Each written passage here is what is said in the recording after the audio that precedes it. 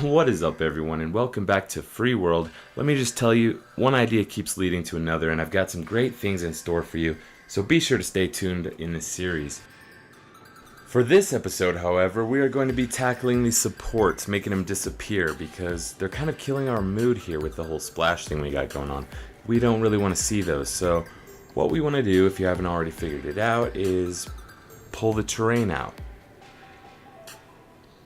We want to make the game think that the ride is sitting on land, which technically it is, but we want to try to make it look like our ride is suspended in mid-splash. Now there's a couple really important things that I want to point out that'll help you in building your parks, but I'll get to that in a minute. For now, what I want to point out is that although I want to get these supports out of the way, I really want to keep this shape as non-organic as possible so that it feels like water, basically, as much as I can.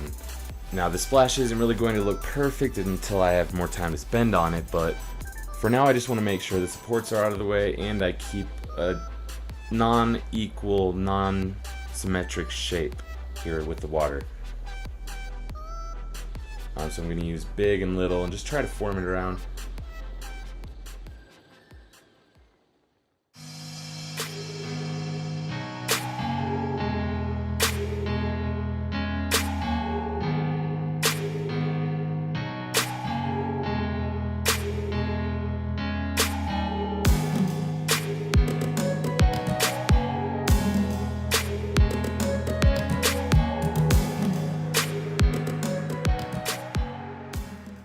Okay, the first really important thing that I came across was, even if you're not pointing at something, if you are in the vicinity with too large of a brush, it will affect things. Look, check this out.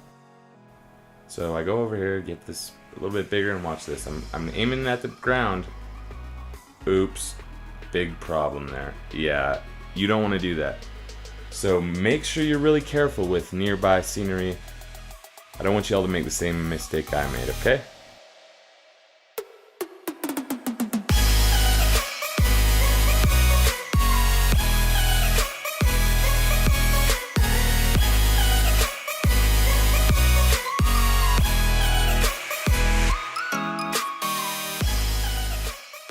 Alright, my friends, we may have a problem here. The sun is going down. We have got to get this last support out of the way. We don't even have camp set up. We don't have firewood. Does anyone want to go look for firewood? I mean, I can't do it. You obviously need me to stay here in our campsite and work on this Ferris wheel we got going on here, so it's not like you're not gonna vote me out or anything, right? Right, friends? So the next thing I want to work on is this fountain. I have 2 rows of these little intermittent jets shooting off, and I want a third one here, a little bit bigger, and what I want to try to do is place them down in a succession, pausing each time the first one starts to shoot off, so I can create sort of a spiral effect going around. So let's see if we can do that right now.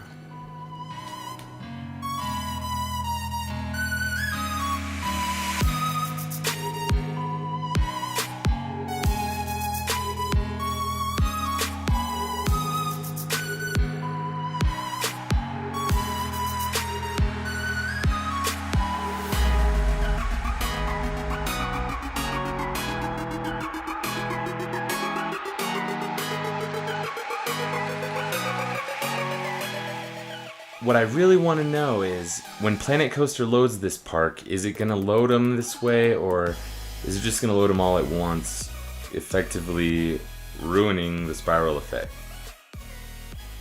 Also, I bet you're wondering just how long it takes to load something like this into a park. So let's go ahead and find out right now, shall we?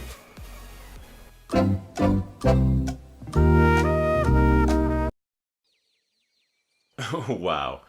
So now we know that Planet Coaster not only loads sculptures incredibly fast, which means we can have a bunch of them in our parks, but unfortunately it also loads the jets all at the same time, which means they are going to all fire off at the same time. That's okay, let's finish this off.